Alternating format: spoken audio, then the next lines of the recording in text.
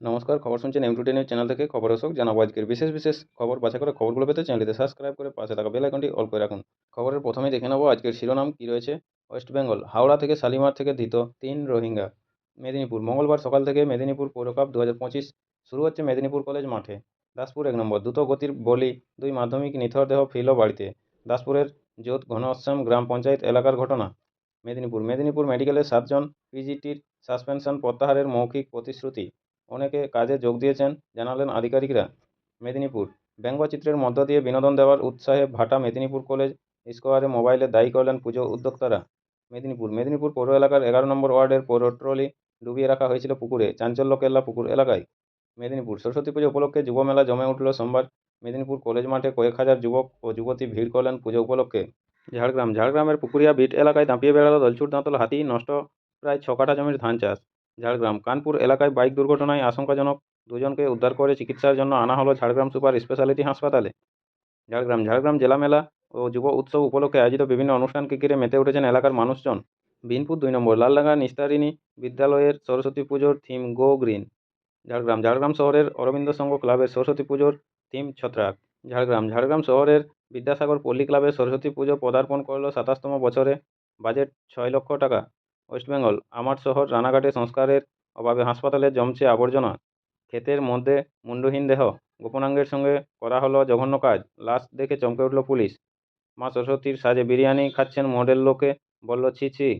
বিনপুর 1 নম্বর, বৈতা বাজার পাড়া গোল্ডেন ক্লাবের সরস্বতী পুজো দেখতে ভিড় দর্শনার্থীদের। থিম গ্রাম বাংলার মায়ের আরাধনা। ISL match draw, Odisha 2, north east United 2। মুর্শিদাবাদের সুতিতে টোটো ও ইঞ্জিন ভ্যানের সংঘর্ষের জেরে এক শিশুর মৃত্যু, জখম 4।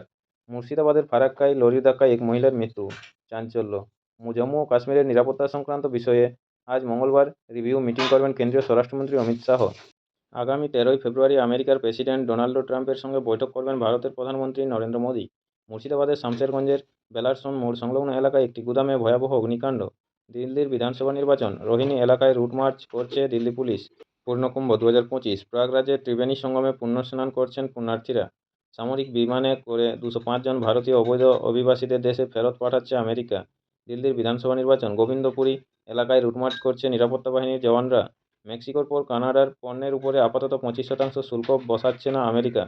টি-20 বিশ্বকাপ জয়ী ভারতীয় মহিলা অনূর্ধ্ব-19 ক্রিকেট দলের খেলোয়াড়দের হায়দ্রাবাদ বিমানবন্দরে স্বাগত জানালেন সমর্থকেরা। ঘন কুয়াশার জেরে চেন্নাই এয়ারপোর্টে বিঘ্নিত পরিষেবা, দেরিতে চলছে একাধিক বিমান। 100 বছরেও রেলপথে বৈদ্যুতিকরণের কাজ অসম্পূর্ণ। মধ্যপ্রদেশের ভোপালে জনবহুল এলাকায় প্রকাশ্যে ভিক্ষা করা যাবে না, কড়া নির্দেশ প্রশাসনের। 734 পয়েন্ট উঠল সেনসেক্স। বেলজিয়ামের প্রধানমন্ত্রী হলেন বার্ট ডি উইভার, শুভেচ্ছা জানালেন ভারতের প্রধানমন্ত্রী নরেন্দ্র মোদী। প্রয়াগরাজ্যের উদ্দেশ্যে রওনা দিলেন ভুটানের রাজা জিগমে খেসর নামগেল ওয়াংচুক। সঙ্গে রয়েছেন উত্তরপ্রদেশের মুখ্যমন্ত্রী যোগী আদিত্যনাথ। পুলিশকে চড় মারে আতিশি মার্লেনার এক সমর্থক, সেই ঘটনায় দিল্লির মুখ্যমন্ত্রীর বিরুদ্ধে মামলা দায়ের। পিংলায় পিকআপ ভ্যানের ধাক্কায় যুবকের মৃত্যু। জম্মু ও কাশ্মীরের কুলগামে গুলিবিদ্ধ হয়ে মৃত্যু হওয়া প্রাক্তন সেনাকর্মীর বাড়িতে প্রচুর মানুষের ভিড়। দিল্লিবাসীরা এবার ডবল ইঞ্জিন সরকার গড়ার পক্ষে ভোট দিন, বললেন বিজেপি সাংসদ মনোজ তিওয়ারি। সরস্বতী পুজোর দিন ইভটিজিং, রক্তারক্তি, গ্রেপ্তার 2। আপনারা এতক্ষণ শুনলেন আজকের শিরোনাম। আসবো বিস্তারিত খবরে। বিস্তারিত খবরটি শুরু করার আগে দেখে নেব আজকের শহরের আবহাওয়ার হালচাল কী রয়েছে। মাঘের শেষে খামখেয়ালি আবহাওয়া, কখনো ঘন কুয়াশার জেরে বেড়েছে তাপমাত্রা, আবার কখনো শীত অনুভূত হচ্ছে। আপাতত এই পরিস্থিতি বজায় থাকবে বলে জানিয়েছে আলিপুর আবহাওয়া দপ্তর। এমনকি চলতি সপ্তাহের শেষে দক্ষিণবঙ্গে ফিরতে পারে শীত। আজ মঙ্গলবার সকালে শহরের সর্বনিম্ন তাপমাত্রা ছিল 17.4 ডিগ্রি সেলসিয়াস, যা স্বাভাবিকের থেকে 1.8 ডিগ্রি বেশি। আলিপুর আবহাওয়া দপ্তর সূত্রে খবর, গতকাল সোমবারের তুলনায় এদিন সকালে শহরের সর্বনিম্ন তাপমাত্রা প্রায় 5 ডিগ্রি কমেছে। এদিন সকালে কুয়াশা থাকলেও বেলায় আকাশ পরিষ্কার হয়ে যাওয়ার সম্ভাবনা রয়েছে। গতকাল সোমবার শহরের সর্বাধিক তাপমাত্রা ছিল 27.2 ডিগ্রি সেলসিয়াস, যা স্বাভাবিকের থেকে 0.2 ডিগ্রি বেশি। আবহাওয়া দপ্তর সূত্রে খবর, ফের উত্তরে হাওয়া সক্রিয় হতে পারে সপ্তাহের শেষে, তাই ফিরতে পারে শীত। উত্তরবঙ্গে আপাতত কয়েকদিন ঘন কুয়াশা থাকবে বলে জানা গিয়েছে। এদিন শহরের সর্বাধিক তাপমাত্রা থাকতে পারে 27 ডিগ্রি সেলসিয়াসের ঘরে। গত 24 ঘন্টায় শহরে কোথাও বৃষ্টি হয়নি। বাজেট পেশের পরই রেকর্ড পতন টাকার। মুম্বাই, বাজেটে আয়করের ছাড়ের সীমা বাড়িয়ে বাজারকে একটা বার্তা দিয়েছেন কেন্দ্রীয় অর্থমন্ত্রী নির্মলা সীতারামন। তিনি বুঝিয়েছেন মধ্যবিত্তের হাতে এবার অর্থ থাকবে এবং তারা আরও বেশি করে ভোগ্যপণ্য কিনবে। তাতেও কিন্তু খুব একটা আস্থা রাখতে পারছেন না লগ্নিকারীরা। তাদের এখনও মনে হচ্ছে না যে এই জনমোহিনী বাজেটের পরও বাজার ঘুরবে। ধুঁকতে থাকা অর্থনীতি উঠে দাঁড়াতে সেই প্রমাণই মিলছে শেয়ার বাজারের পতনে। শনিবার বাজেট পেশ হয়েছে আর সোমবার 319 পয়েন্ট পড়েছে সেনসেক্স। এর একটা বড় কারণ বিদেশি লগ্নিকারীদের ডলার তুলে নেওয়া। একদিকে এই অনাস্থা আর অন্যদিকে আমেরিকার নবনির্বাচিত প্রেসিডেন্ট ডোনাল্ড ট্রাম্পের নীতি। এই সাঁড়াশি চাপেই আরও দুর্বল হলো টাকা। সোমবার এক ধাক্কায় 55 পয়সা পড়ে ডলারের বিনিময় মূল্য থামল 87 টাকা 17 পয়সায়, যা সর্বকালীন রেকর্ড। বিশেষজ্ঞরা মনে করছেন পরিস্থিতি যা তাতে আপাতত টাকার ঘুরে দাঁড়ানোর সম্ভাবনাও দেখা যাচ্ছে না। শক্তিশালী ডলার নিয়ে রবিবার উদ্বেগ প্রকাশ করেছিলেন নির্মলা সীতারামন। একই সঙ্গে আশ্বাস দিয়েছিলেন টাকার পতন রুখতে সমাধান সূত্র খুঁজছে রিজার্ভ ব্যাংক। তার এই মন্তব্যের রেশ কাটার আগেই তলানির নতুন মাইল ফলক স্পর্শ করল টাকা। বাজেটে অনাস্থার পাশাপাশি ট্রাম্প এফেক্টকেও এর জন্য দায়ী করা হচ্ছে। দেশের উৎপাদন ক্ষেত্রের প্রয়োজনীয় কাঁচামালের একটা বড় অংশ বিদেশ থেকে আসে, তা কিনতে হয় ডলার দিয়ে। টাকা দুর্বল হলে আমদানি খরচ বাড়বে। এর মধ্যে আবার বিশ্ববাজারে জ্বালানির দামও ফের মাথাচড়া দিচ্ছে। তার মূল্যে অবশ্যই ট্রাম্পের পদক্ষেপ। ইতিমধ্যেই কানাডা, মেক্সিকো ও চীনা পণ্যের উপরে বিপুল শুল্ক চাপানোর কথা ঘোষণা করেছে ট্রাম্প প্রশাসন। পাল্টা দিয়েছে সেই দেশগুলিও। ফলে ক্রমে দানা বাঁধছে বাণিজ্য যুদ্ধের আশঙ্কা। এই আবহে অশোধিত তেল ব্রেন্ট ক্রুডের দাম এক ধাক্কায় বেড়েছে 1.41%। এদিন ফিউচার্স মার্কেটে প্রতি ব্যারেল অপরিশোধিত তেলের দাম ছিল $76.74। উল্লেখযোগ্য বিষয় হলো ভারতের মোট চাহিদার 80%-এরও বেশি তেল আমদানি করতে হয়। স্বাভাবিকভাবে আন্তর্জাতিক বাজারে তেলের দাম বাড়লে ভারতকেও একই পরিমাণ আমদানির জন্য অনেক বেশি খরচ করতে হবে। ফল ভুগবে সাধারণ মানুষ। প্রশ্ন উঠছে, মোদী সরকার টাকার পতন রুখতে পারছে না কেন? অথচ বিরোধী দলে থাকার সময় এই নিয়ে বাজার গরম করতে ছাড়তেন না নরেন্দ্র মোদী। 2014 সালের লোকসভা ভোটে প্রতিশ্রুতি দিয়েছিলেন ডলারের নিরিখে টাকার দাম 40 টাকায় নিয়ে আসবেন। সেই প্রতিশ্রুতির কথা এখন তাকে মনে করে দিচ্ছে বিরোধীরা। আপনাদের সকলকেই বলা হচ্ছে, যারা নিয়মিত গুরুত্বপূর্ণ খবরগুলো শুনতে চান আমাদের চ্যানেলটি অবশ্যই সাবস্ক্রাইব করে রাখবেন। আসবো পরবর্তী খবরে। 100 বছরেও রেলপথে বৈদ্যুতিকরণের কাজ অসম্পূর্ণ। 100 বছরেও ভারতীয় রেলের সর্বত্র বৈদ্যুতিকরণের কাজ শেষ হয়নি। 1925 সালের 3 ফেব্রুয়ারি দেশের প্রথম ইলেকট্রিক মাল্টিপল ইউনিট ইএমইউ চলাচল শুরু হয়। তৎকালীন বোম্বের ভিক্টোরিয়া টার্মিনাস, বর্তমানে ছত্রপতি শিবাজী মহারাজ টার্মিনাস থেকে কুলার পর্যন্ত বিদ্যুৎ চালিত ট্রেন পরিষেবা শুরু হয়। আজ মঙ্গলবার ভারতীয় রেলের এই মাইলস্টোনকে উদযাপন করবে পূর্ব রেল। এদিন হাওড়া থেকে একটি সুসজ্জিত ইএমইউ ট্রেনের যাত্রার শুভ সূচনা হবে। পূর্ব রেলের জেনারেল ম্যানেজার পতাকা নেড়ে ট্রেনটির যাত্রা উদ্বোধন করবেন। এই প্রসঙ্গে রেলের এক কর্তা বলেন, 2026 সালের মধ্যে দেশের সর্বত্র রেল লাইন বৈদ্যুতিকরণের কাজ শেষ হবে। এখন দেখার এটাই বাস্তবায়িত হয় কিনা। বাহরিনে মাংস রপ্তানি। কাতারের পর এবার বাহরিনে মাংস রপ্তানি শুরু করেছে রাজ্য সরকার। মাসে 2 টনের বেশি মাংস রপ্তানি করার প্রক্রিয়া শুরু হয়েছে বলে জানিয়েছে প্রাণিসম্পদ বিকাশ দপ্তরের আওতায় থাকা West Bengal livestock development corporation. এখনকার ম্যানেজিং ডিরেক্টর উৎপল কর্মকার জানিয়েছেন, যে চুক্তি তারা করেছেন সেখানে 7 থেকে 10 দিন অন্তর মাংস পাঠাতে হবে বাহরিনে। এর জন্য যে প্রশাসনিক ছাড়পত্র দরকার তা পাওয়া গিয়েছে। বাহরিনের তরফে আরোপ করা শর্ত পূরণ করা সম্ভব হয়েছে। ফলে আগামী দিনে রপ্তানি আরও বাড়বে বলে আশাবাদী তিনি। অন্যদিকে ইউরোপীয় দেশগুলিতে শূকরের মাংস রপ্তানিও শুরু হবে বলে জানিয়েছেন তিনি। এই মাংস উৎপাদন বাড়ানোর জন্য পরিকাঠামো তৈরির কাজ চলছে। পিংলায় পিকআপ ভ্যানের ধাক্কায় যুবকের মৃত্যু।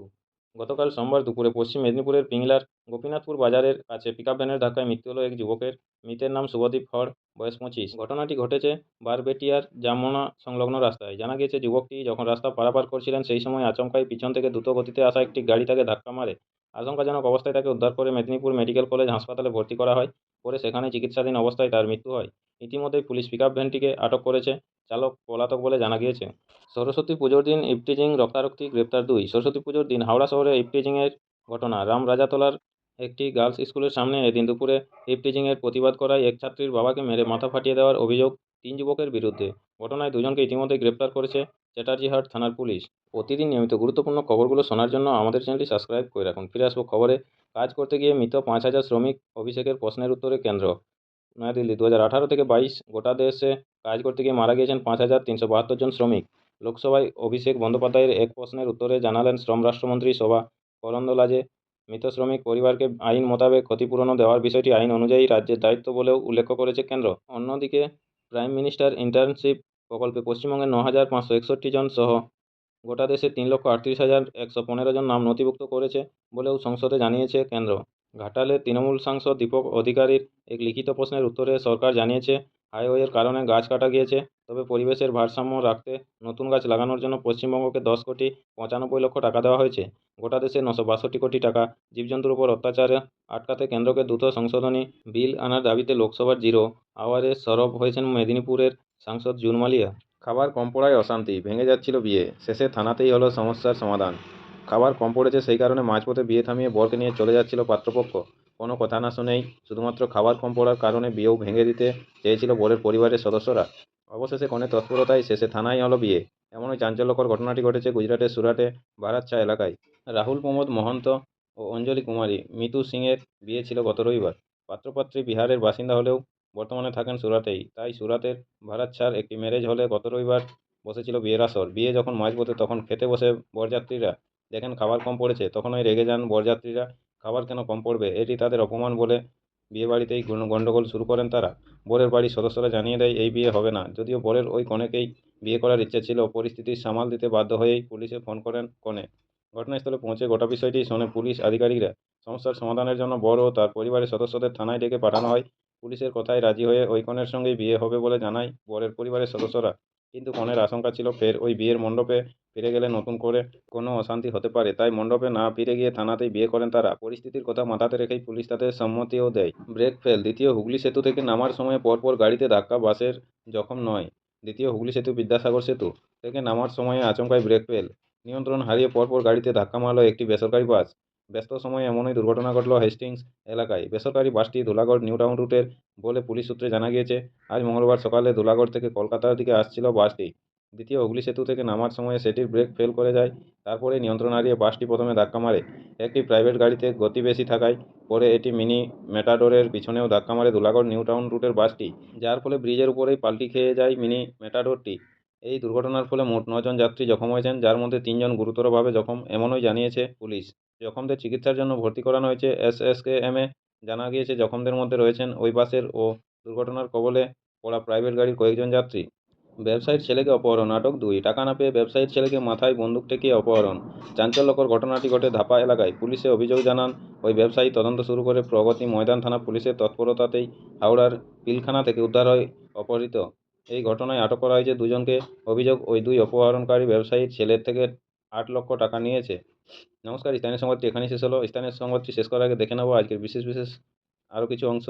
আমেরিকা থেকে আমদানি করা কয়লা ও তরল প্রাকৃতিক গ্যাসের উপর 15 থেকে 25% শুল্ক চাপাল চীন। কোকড়াঝড় থেকে অসম এসটিএফের হাতে গ্রেপ্তার এবিটি জঙ্গি নাসিমউদ্দিন শেখ, ধৃত আইডি বিশেষজ্ঞ বলে জানা গিয়েছে। বাড়ি থেকে ডেকে নিয়ে গিয়ে যুবককে পিটিয়ে খুন। চাঞ্চল্য উত্তর 24 পরগনার গোপালনগর থানার চৌবেড়িয়া এলাকায়। ব্রেক ফেল, দ্বিতীয় হুগলি সেতু থেকে নামার সময়ে পরপর গাড়িতে ধাক্কা, বাসের জখম নয়। নমস্কার, স্থানীয় সংবাদটি এখানেই শেষ হলো। পরের সংবাদটি পাওয়ার জন্য চ্যানেলটি আমাদের সাবস্ক্রাইব করে রাখুন। সবাই ভালো থাকুন, সুস্থ থাকুন। দেখা হচ্ছে পরের আপডেট খবরে। ধন্যবাদ।